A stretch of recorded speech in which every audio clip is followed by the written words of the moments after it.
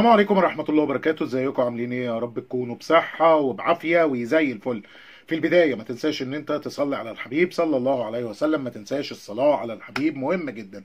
بعد ما صليت على الحبيب بفكرك برضو ما تنساش ان انت تدعي لاخواننا في فلسطين، ربنا ينصرهم ويقويهم على عدوهم وعدونا، قول امين. وكمان ما تنساش ان انت تدعي لاخواننا في السودان واخواننا في اليمن. تمام تمام. طيب نبدأ بإيه؟ خلينا نبدأ بحاجة مهمة جدا، وهي فنكوش هيرفي نيرنار. النهارده اترمت بالونه لذيذه كده، طلعت قالت لك والله ان هيرفي رينارد جاي منتخب مصر. انت سمعتني صح؟ طيب جاي ازاي؟ قايل لك والله اتحاد الكوره دلوقتي بيتفاوض مع روي فيتوريا عشان يفسخ التعاقد معاه. هم مش عارفين يفسخوا التعاقد مع روي فيتوريا، بس هم هيجيبوا هيرفي رينارد. وركز في الكلام، قال لك والله هنفسخ التعاقد مع روي فيتوريا، نديله الشرط الجزائي ونديله 200,000 فوقيهم اللي هو الراتب بتاع شهر يناير، يعني 800,000، ونقول له مع السلامه. ثم بعد ذلك نتفق مع هيرفي رينارد. طب تمام. محدش قال لكم ان هيرفي رينارد بيدرب في فرنسا؟ لا احنا عارفين. طيب وبعدين؟ قال لك والله ما هو هيجي العقد بتاعه بينتهي في شهر 8. احنا عارفين ودارسين كل حاجه. حلو. طيب بالنسبه للمباراه، عندنا مباراه في كاس العالم قبل شهر 8، هتعملوا فيها ايه؟ قال لك والله محلوله، محلوله جدا. هنجيب الاخ روجيه ميكالي يجي يدرب المنتخب لحد ما نعدي بس المباراه دي، وبعد كده هيرفي رينارد يعني ربنا يجيبه بالسلامه ومفيش اي مشكله خالص. تمام، ما عندناش اي مشكله، احنا بس هنجيب الراجل ده يقضي المباراه دي، وبعد كده نبقى ايه، نشوف هيرفي رينارد. حلو العبث ده، والله عبث، يعني يدرس عبث يدرس. بعد يقول لي هل في الكلام؟ يا عمي صباح الفل، هم مش عارفين يخلصوا مع فيتوريا، روح يجيب هيرفي رينارد يا راجل صباح الفل. كل مره يعني انا بتهيالي يعني ده مش عارف الخبر رقم كام، يعني هم قالوا الكلام ده كذا مره قبل كده. كل مره كانوا بيقول لك والله هنجيب هيرفي رينارد، جابوا حسام البدري، مره هيرفي رينارد جابوا ايهاب جلال، هيرفي رينارد جابوا روي فيتوريا. فكل مره هم بيقولوا هيرفي رينارد بتلاقوا في الاخر حاجه تانية خالص يعني. ف وانا اعتقد بنسبه كبيره جدا ان هذا الاتحاد مش هيعرف ان هو يجيب هذا المدرب ابدا يعني. هو هيجيب لك حد يعني عارف انت، يجي يشلنا كلنا، فهنشوف. فده حاجه. الحاجه التانية وفد النادي الاهلي اللي طاير على المانيا عشان يحسم صفقه مصطفى اشرف. طيب طبعا انت سمعت الخبر ده النهارده بشكل كبير جدا، ان في وفد طار لالمانيا عشان يحسم الموضوع، والكابتن هاني رمزي ومش عارف ايه وكلام كبير كده، وعضو بارز في مجلس اداره النادي الاهلي، وكل الناس سافرت عشان تخلص صفقه مصطفى اشرف. طب هل الكلام ده موجود؟ اقول لك لا، مفيش اي حد سافر ومفيش اي حاجه. بص عشان تبقى عارف بس الموضوع ايه، هو انت مش محتاج تتفاوض مع الفريق الالماني، لان الفريق الالماني ما عندوش مشكله ان هو يبيع اللاعب سواء ليك او للزمالك. طيب المشكله فين؟ وهنا لازم تفهم الموضوع. بص عزيزي المشاهد، الموضوع كان ان الزمالك خلاص بيخلص في الصفقه، فالسيد مارسيل كولر طلع بكلام يعني ممكن نسميه قبيح لبعض الناس في النادي الاهلي. ايه يا جماعه الخير، هو ده مش ده اللاعب اللي انا مختاره؟ مش ده اللي انا مش عارف ايه، بتخلوه يتفق مع الزمالك يعني تصغروني. فالناس بدات تتكلم تاني مع والد مصطفى اشرف، انت مضيت؟ فقال لهم لا لسه. قالوا له طب تعالى نقعد نتكلم من اول وجديد مع بعض. المهم الراجل قال لهم انا والله ابني هياخد 11 مليون جنيه في الزمالك. فطبعا النادي الاهلي قال له 11 مليون جنيه انت متاكد؟ فقال لهم اه. قفلوا معاه وبداوا ان هم ايه يدوروا هنا، وعرفوا فعلا ان اللاعب كان هيمضي على 11 مليون جنيه. فتاكدوا ان عرض الزمالك 11 مليون جنيه. طبعا رقم كبير، انت بتدفع في لاعب 19 سنه 11 مليون جنيه. بس طبعا يعني سيبك من الكلام ده كله. فانت دخلت قلت له طيب يا عم تعالى نقعد نتكلم. طيب انت بتتكلم معاه في ايه بقى؟ شوف يا سيدي، 11 مليون جنيه الزمالك، 5.5 مليون جنيه الاهلي.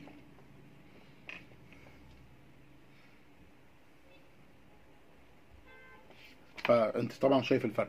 طيب انت ممكن تزود نص كمان وتبقى 6، ومش هتعلى عن كده.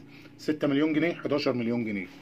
طيب هل يعني ممكن تشوف صفقة زي دي ممكن تيجي النادي الاهلي؟ اقول لك ولكن مش بالناس اللي بتدير الملف ده دلوقتي.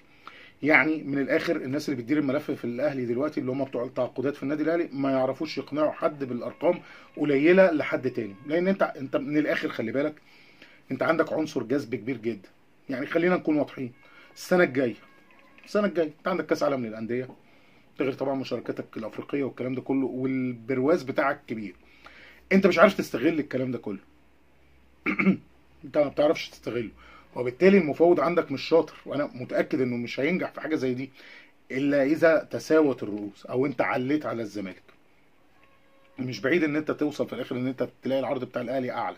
يعني انا بقول لك انا لا اثق في المفاوض بتاع النادي الاهلي ان هو يحسم لك موضوع بالشكل ده. فانت احنا دلوقتي هنا وهنا 11 مليون، 5 ونص هتزيد ل6، فطبعا يعني بتتكلم في نص العرض يعني. فهل ممكن بقى اللاعب يضحي بكل الكلام ده كله ويرمي بيه عرض الحائط والكلام ده كله؟ وارد لو انت عرفت تسوق له الموضوع صح، او ظبطته في حاجات اعلانيه او الكلام ده كله، وارد. ولكن حتى الان ده الوضع الحالي اللي موجود.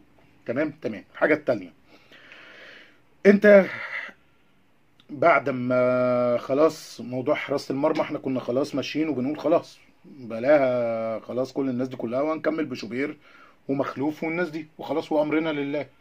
فطبعا السيد مارسيل كولر قال لك لا ما ينفعش الكلام ده، انا محتاج حارس، ولسه مازال مصر على حارس. فانت رجعت تتكلم تاني مع سيراميكا. بص سيراميكا مش عايز يديلك بسام، بس هو بيرفضها بالشياكه. يعني من الاخر قال لك طب خلاص انت، انا زمان كنت بقول لك هات شوبير، خلاص مش عايز شوبير، امال عايز ايه؟ قال لك مخلوف. طب ما هنا يا عم ما هي. واحد يقول لي ليه؟ ما هو خلاص ممكن نديهم مخلوف. هتديهم مخلوف ومين اللي هيقف مكان مخلوف لو شوبير مش موجود؟ ما انت احسبها، انت عندك شوبير ده الحارس دلوقتي اللي موجود في افريقيا، لا قدر الله حصل اي حاجه مين اللي هيقف؟ مخلوف. ما طب ما فيش مخلوف مين اللي هيقف؟ ما كده بقى نجيب لعيب يقف، فاهم؟ في طبعا حازم اللي هو الصغير، بس ده لسه ما ده صغير، ده لسه يعني بتتكلم في ايه؟ فطبعا الموضوع صعب ان انت تفرط فيه. مش بس كده، هو بيقول لك كمان انا عايز احمد عبد القادر اعاره سنه ونص. يعني انا عايز اعاره سنه ونص لاحمد عبد القادر، ومصطفى مخلوف بيع نهائي. انا بقول لك هو نظام تطفيش، بس هو مش عايز يرفضها كده عشان ما يخسرش علاقاته معاك. هو عايز يعني ايه؟ يقفل الموضوع بالشياكه، اللي هو انت يا جدع اللي انت اللي مش عايز، فاهم انت؟ اللي انت مثلا عايز تبوظ البيع، فانا بوظها لك بطريقه غير مباشره. انا طب اديني شوبير، لا ما ينفعش شوبير. طب هات مخلوف، فاهم؟ طب انت حمزه علاء ليه عندك المرونه في خروجه؟ لانه كده او كده هيطلع في الفتره بتاعت المنتخب الاولمبي، فانت كده كده مش هيبقى موجود. فانت فاهم القصه ماشيه ازاي. فهنشوف. طبعا احنا الدربكه دي كلها بسبب ان انت تراجعت في التعاقد مع ابو جبل. يعني كان حوار ما كانش ليه اي لازمه ان انت تتراجع عن الحوارات دي كلها. كل الفيلم الساقط ده كله بسبب قرار خاطئ اتاخد بالتراجع عن ابو جبل. انت كنت خلاص ابو جبل موجود، اتحلت الازمه وخلصنا من الرغي ده كله. يعني انت متخيل خلاص جه ابو جبل والرغي بقى اللي شغال بقاله اسبوع ده كله ما كانش هيبقى موجود، وانت خلاص الدنيا تمام، عندك ابو جبل وعندك شوبير ومصطفى مخلوف والدنيا في التمام قوي ومتامنه. دلوقتي بقى بص انت عمال تحور وتلف وتدور وتجري ورا ده وتتحايل على ده عشان تخش في حوارات يعني بصراحه صعبه يعني. فهنشوف. فدي حاجه. صامويل وديفيد الاثنين دول كانوا في تدريبات النادي الاهلي. كولر اتكلم معاهم، اثنى عليهم، قال ان هم لعيبه كويسه. ويعني انت مستني بقى ان انت تظبط البطاقات الدوليه بتاعتهم بحيث ان هم يكونوا موجودين معاك.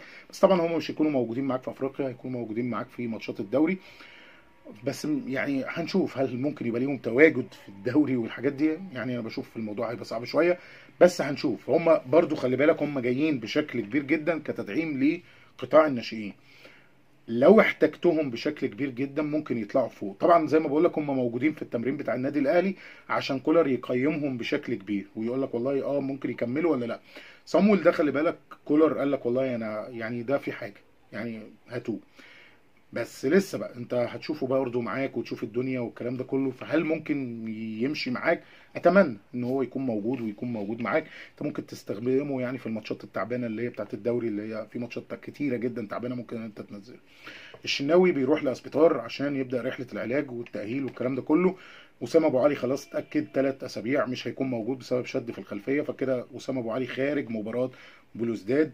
فدي حاجه. تاو طبعا انت الفتره الجايه هتبدا ان انت تتكلم معاه في التجديد. تاو العقد بتاعه انت بينتهي السنه دي، او بموافقتك ممكن تزود سنه. يعني انت عندك اوبشن في العقد بتاعه ان هو ممكن سنه زياده، فانت بتفكر ان انت تجدد معاه موسمين كمان بجانب السنه فيبقوا 3 سنين. فبعد طبعا لما يخلص المنتخب والكلام ده كله ويرجع نبدا نشوف الحوار بتاع عمنا تاو ده هيخلص على ايه.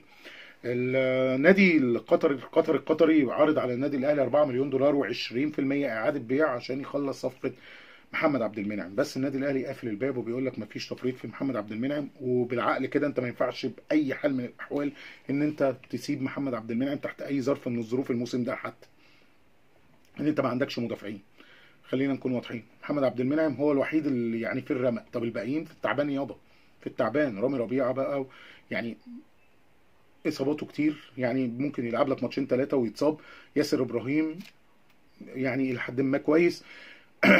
ومين بقى؟ وكل سنه وانت طيب، وكل عام وانتم بخير، ما عندكش.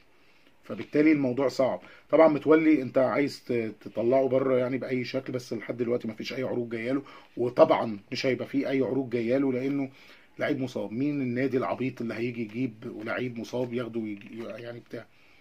فطبعا هنشوف الدنيا بتاعت عمنا محمود متولي ده. اللي انت رحت جددت له في بدايه الموسم دوت، يعني دي كانت حاجه عجيبه وغريبه، ان المدرب يقول لك والله ما تجددلوش الا لما تتاكد ان هو خلاص ما بقاش عنده اصابه، فانت تقوم رايح مجدد معاه 3 سنين. يعني حاجه غريبه جدا بتحصل. فزي ما بقول لك، فانت بتحاول ان انت تطلع عمنا محمود متولي، بس هنشوف هيطلع ولا مش هيطلع، لسه هنشوف. فزي ما بقول لك، العرض القطري مرفوض في النادي الاهلي قولا واحدا، مفيش خروج لمحمد عبد المنعم من النادي الاهلي لحد نهايه الموسم. ممكن بعد نهايه الموسم ان انت تبدا تفكر، طبعا انت الفتره الجايه هتبدا ان انت تتكلم مع محمد عبد المنعم على تعديل عقده وتمديده. فهنشوف الدنيا ماشيه ازاي. تمام. تمام.